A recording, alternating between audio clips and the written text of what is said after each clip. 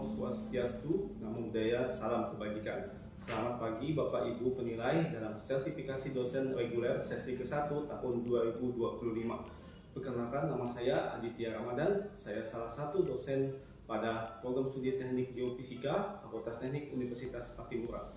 Video ini dibuat untuk melengkapi persyaratan dan pengajuan sertifikasi dosen reguler sesi ke-1 tahun 2025, yaitu penyataan diri dosen dalam unjuk kerja Tridharma Perguruan Tinggi PDD UKT PT dalam bidang pengajaran.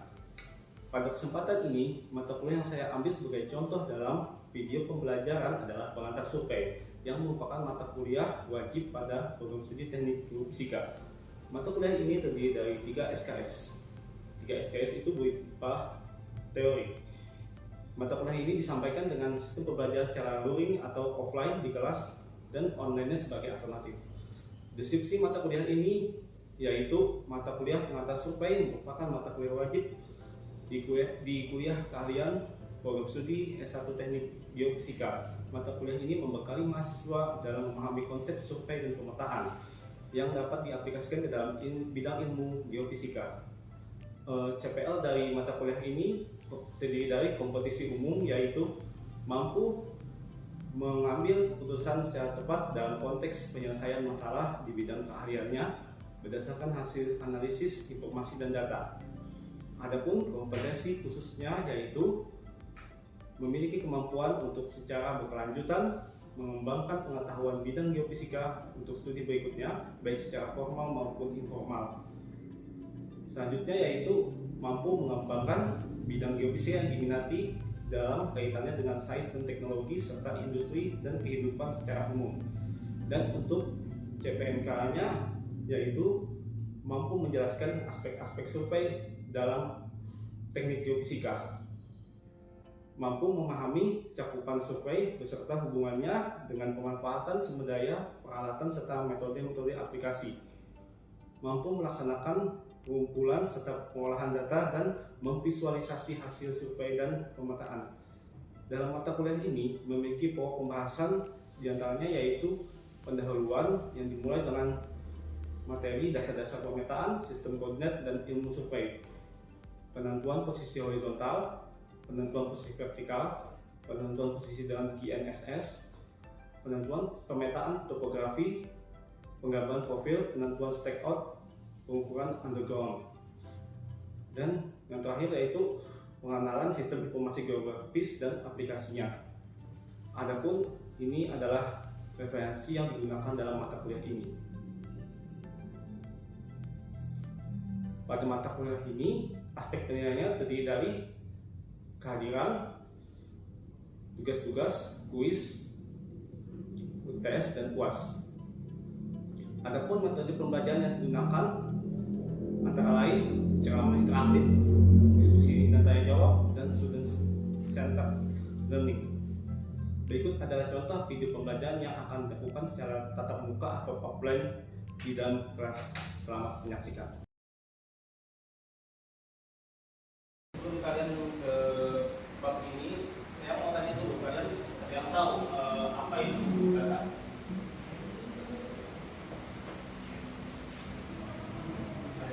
Data itu apa?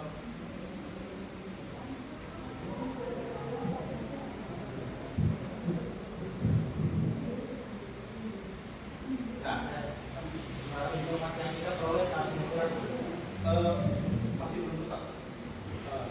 Saya jawab ya, jadi data adalah fakta atau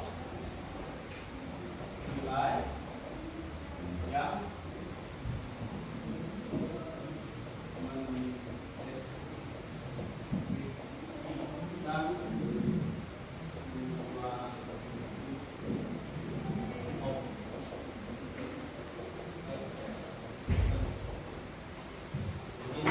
jadi data adalah fakta atau nilai yang mendeskripsikan suatu objek tertentu. Terus selanjutnya apa itu informasi?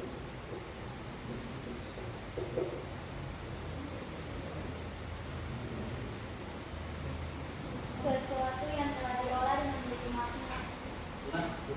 sekali dia.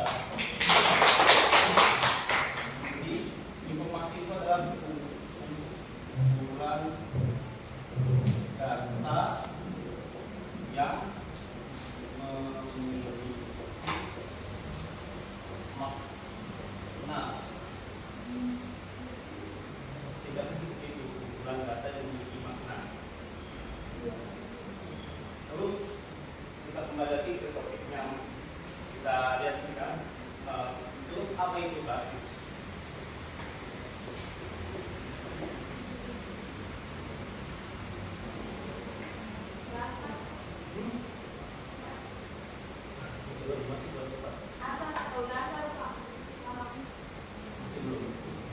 Basis itu sebenarnya tempat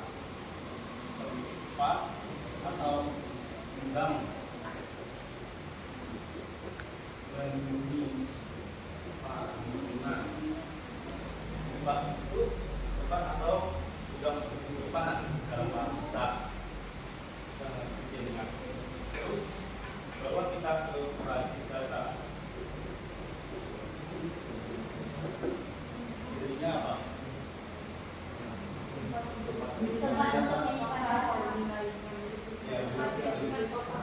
Tempat atau suatu media penyimpanan suatu kumpulan data yang menghasilkan fungsi atau makna tertentu.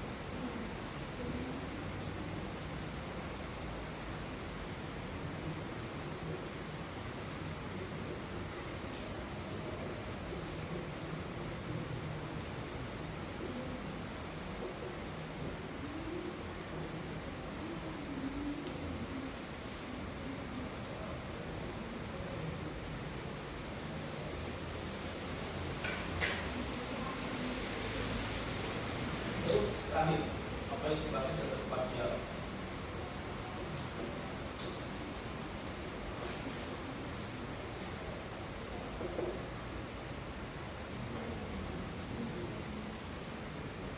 Masih sambungan dari yang semua definisi.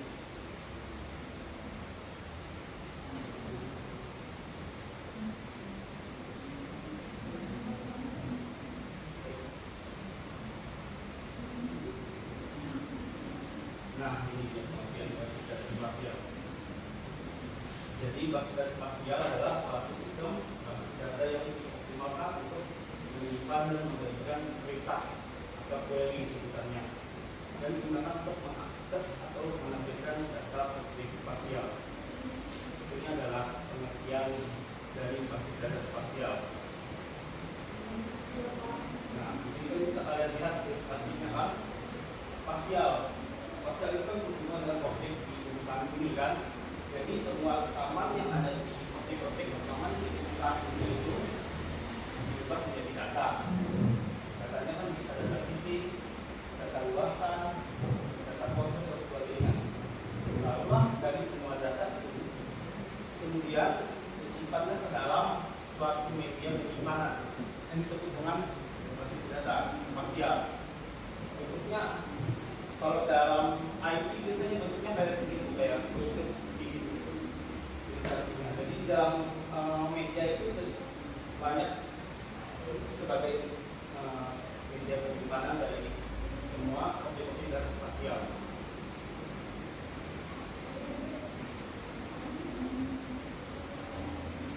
Apa yang membedakan basis data dan basis data spasial? Jadi yang membedakannya kalau basis data itu cuma hanya kumpulan tabel, angka, numerik, dan juga apa bisa kalimat atau pernyataan.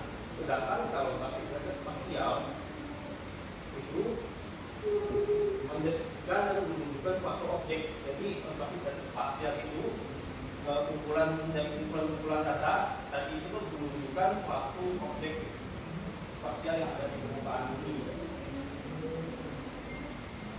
Jadi basis data itu tentunya dapat mendukung segala macam query atau perintah sesuai dengan kita gitu. Jadi konsepnya itu kita bikin data, terus kita timbul, kita buat semacam tabel ya istilahnya ya. Terus kita simpan ke dalam suatu penyimpanan. Nah dari penyimpanan kita bisa akses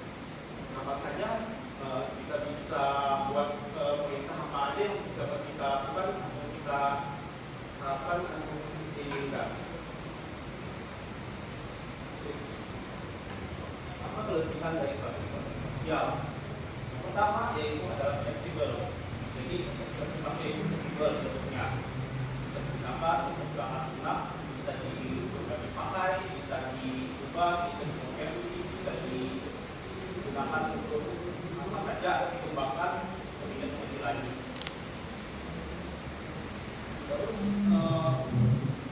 selain itu dengan adanya fleksibilitasnya itu dia bisa berbagi pakai, bisa kita gunakan untuk kita sendiri, bisa kita bagikan ke orang lain juga. Terus dari segi efisiensi dan kecepatannya tentu saja karena kita sudah membuat basis data yang kita akses itu sudah bisa akses untuk apa aja, misalnya dalam waktu yang relatif cepat tanpa kita harus mencari satu. Jadi kita tinggal menuliskan perintah-perintah aja, misalnya mau mencari apa, dan semacam kayak ChatGPT lah gitu. Ya. Terus dalam basis data itu tentunya kita pasti aman di sana penyimpanan. Jadi data kita itu bisa terjaga, tidak mudah rusak atau sudahnya. Terus dengan adanya basis data, kita bisa meminimalisir adanya data yang double atau data yang misalnya copy 2 kali atau data yang mirip gitu. Jadi dia bisa memilah dan bisa menseleksi apa aja yang dapat kita arahkan.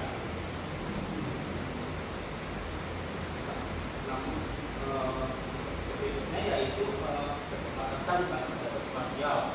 Tentunya basis data spasial ini mempunyai keterbatasan. Yang pertama yaitu unik. Jadi kalian harus mempelajarinya dari awal, dari satu-satu, pelan-pelan. Soalnya kalau enggak teliti dan cepat, tentunya bisa menyebabkan kesalahan. Walaupun satu aja, satu hal yang ketinggalan atau yang kelupaan maksudnya. Yang pertama, yang kedua perlu adanya pelatihan tertentu. Jadi untuk adanya tentunya harus mulai dari basic dulu, naik ke tengah, kalau kita ini. Terus di dalam basis data itu ada namanya istilah sistem manajemen basis data spasial atau disebut juga dengan spasial database management system. Singkatannya yaitu SDMBS. Jadi ini adalah salah satu sistem manajemen yang khusus saja untuk menangani data spasial. SDMBS adalah modul perangkat lunak yang bekerja untuk menyediakan dan menangani data spasial yang dapat dipanggil dalam bahasa query yang tergantung dari pilihan user.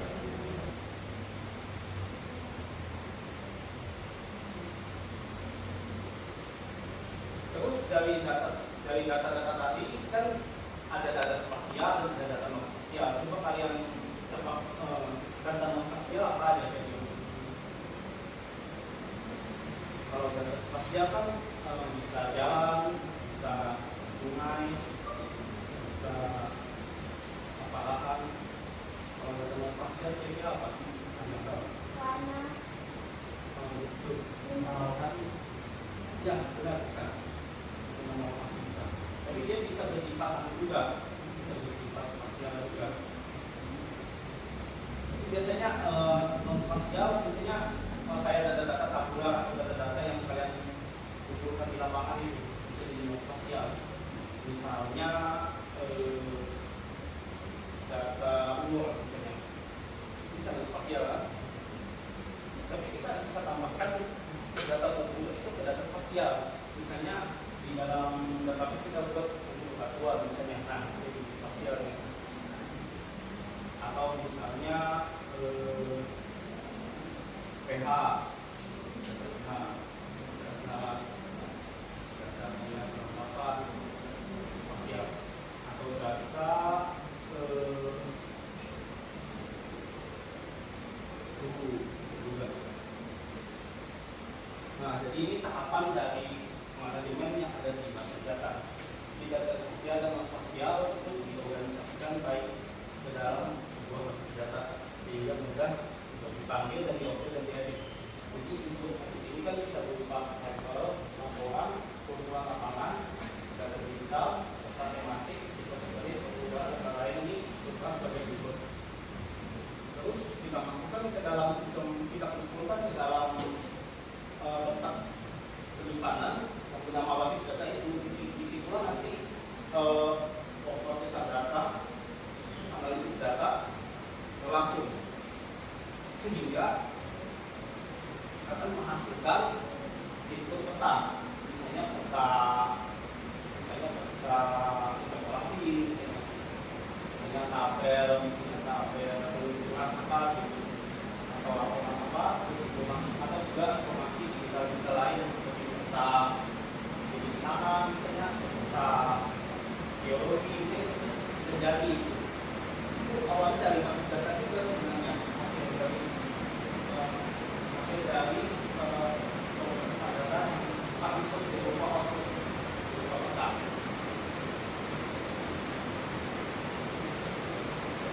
Nah, di sini kalian ada kenal ini kan model basis data ini. Jadi di dalam model basis data ini ada model basis data, namanya data, tempat, kedua ada hierarki, jaringan, dan relasional. Coba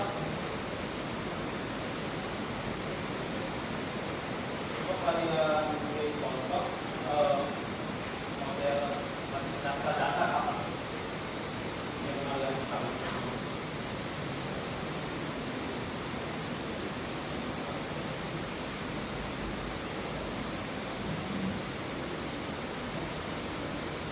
Yang di geofisika yang biasa di geofisika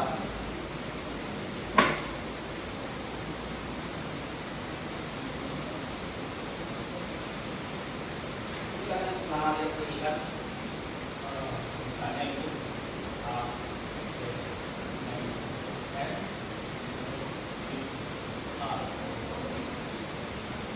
familiar lebih. Jadi contoh dari basis data database model. Jadi dalam database itu kan dia sebenarnya bentuknya kayak tabel ini kan. Terus di dalam tabel itu ada namanya kolom, field, dan baris dinamakan dengan pivot. Ini bahasa di IT biasanya itu dimakan pada istilah box sama field untuk menentukan kolom dan baris.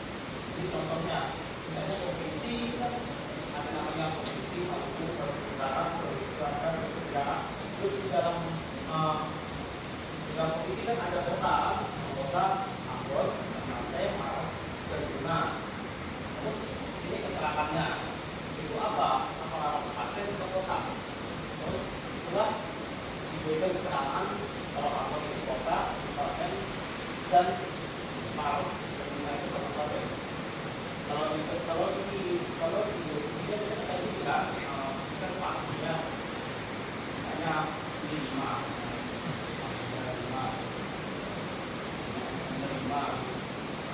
terus punya ada 5 volt, terus punya 5 ampere. Jadi secara langsung kalian waktu melakukan pengukuran di fisika itu sebenarnya kalian sudah merancang namanya data berupa data fisik kan. Tapi dia kan bisa dari tabel ini kita masih kalian di situ sampai spasi-spasi berikutnya. Dan ternyata kalian akan membuat suatu basis data yang bernama basis data outlet. Jadi maksudnya di sini datanya itu mutlak. Misalnya spasinya 5, pasti tidak menunjukkan kemudian sama datanya dengan yang spasinya, maksudnya yang arus dan polnya sama itu kan pasti beda, pasti urutannya beda.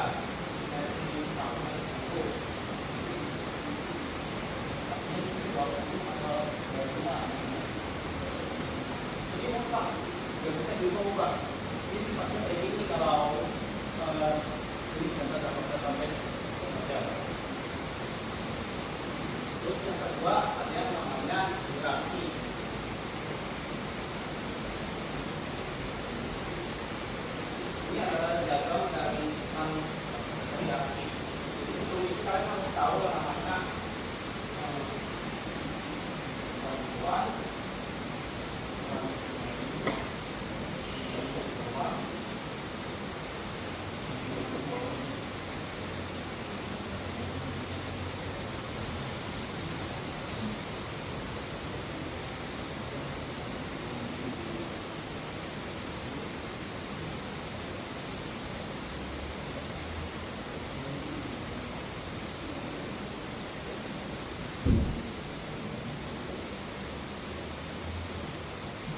istilah-istilah yang ada di dunia IT mengenai basis data. Jadi dia ada istilah namanya one-to-one, one-to-many, many-to-one, many-to-many. Coba kita lihat di sini. Misalnya kita buat one tabel Indonesia, terus hubungannya one-to-one, artinya provinsinya cuma ada satu, Sulawesi Selatan provinsinya. Terus di nama provinsi Sulawesi Selatan pasti ada nama, di sana kan ada kota kabupaten ya. Jadi dia di sini tidak bisa dibilang one-to-many. Jadi dari satu report atau tabel itu bisa mempresentasikan banyak data, maksudnya data ini, data tabel ini. Dia membaginya menjadi kota dan kabupaten. Jadi istilahnya sini one-to-many. Dan dia ada tabelnya gitu. Terus dari kabupaten ada yang namanya nama jalan. Kebetulan nama kabupaten dan nama jalan sama. Jadi dia ini berhubungan. Walaupun itu, tapi dia dibedakan ada field ini. Jadi pas di dalam basis data itu, dia bisa menseleksi, memfilter. Misalnya nama kabupatennya benar. Dia tidak akan mengeluarkan nama jalan benar sebelum query yang kita gunakan atau kita pakai itu. Mungkin kita mau cari nama jalan di kabupaten benar, lalu dia akan menjawab nama jalan benar. Cuma di sini keterbatasannya ya cuma hubungannya masih begini, dia nggak bisa balik. Misalnya kalau kita beli query nama jalan, misalnya ada di daerah mana nama jalan benar, misalnya dia masih belum bisa nyari dia cuma hanya satu arah. Ya, jadi kecuali kalau kalian bikin query atau perintah, misalnya sebutkan nama provinsi di Indonesia, misalnya, lalu dia perlu jawab Sulawesi Selatan. Tetapi dia belum tentu bisa balik, misalnya ada di mana nama provinsi Sulawesi Selatan, dia belum bisa jawab Indonesia. Karena datanya cuma satu, nggak ada Indonesia. Terus yang kedua ada jaringan. Ini adalah pengembangan dari basis data sebelumnya yang tadi hierarki. Cuma di sini bedanya. Nah, di sini bedanya. Ada many-to-one. Kalau yang tadi, kalau yang pihak ada kemana?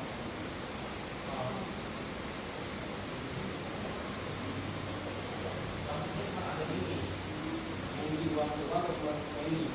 Sedangkan kalau jaringan itu perkembangan dari hierarki ada many-to-one.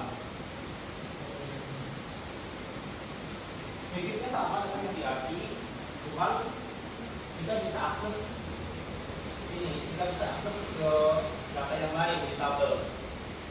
Maksudnya kita bisa tabelnya juga. Misalnya kita cari nama provinsi yang memiliki nama jalan yang mirip dengan kabupaten misalnya query-nya. Lalu dia berjawab dengan. Jadi dia tergantung dari query sebenarnya, query atau perintah kita. Biasanya kan waktu kalian kuliah dengan lumayan komunikasi pasti kalian ada yang tanya di awal kedua.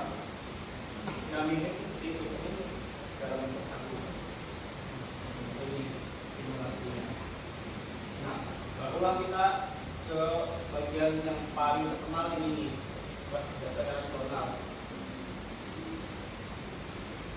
Ini saya mengumpamakan data tabel, terus kita berikan ID-nya apa yang menunjukkan hanya Maluku, MRU Maluku Utara, SLT Sulawesi Selatan, lalu SLT, supaya dia bisa connect atau berhubungan, istilahnya kan rasional, berhubungan dengan data lain, maka kita harus tambahkan ini ID-nya ke sini di tabel yang berikutnya, supaya ini sama yang ini berhubungan. Makanya namanya rasional kan. Lalu kita bikin lagi yang seperti ini, berupa filter report, ada ID kota, nama kota, dan ini ID yang ini tadi kan pamitnya ke sini. Nanti waktu kalian beri query, misalnya nama kota yang ada di nama kota yang ada di Maluku misalnya, dia akan jawab Ambon.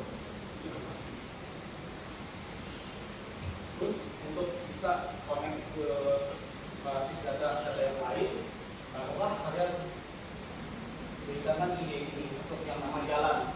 Misalnya ini kan ada provinsi, nama kota, nama jalan. Misalnya kan punya data kan pasti ada sungai, ada jalan, ada apa, lingkungan, sudah ada pasti ID-nya.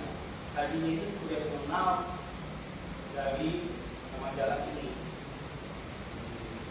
Jadi ada ini bisa sudah saling terhubung tadi, saling terhubung. Misalnya kalian beri apa nama jalan yang ada di provinsi Maluku misalnya, dia akan jawab jalan. Kalau begitu kita akan lanjutkan lagi ke pertemuan berikutnya, yaitu membahas tentang analisis spasial. Ya. Daripada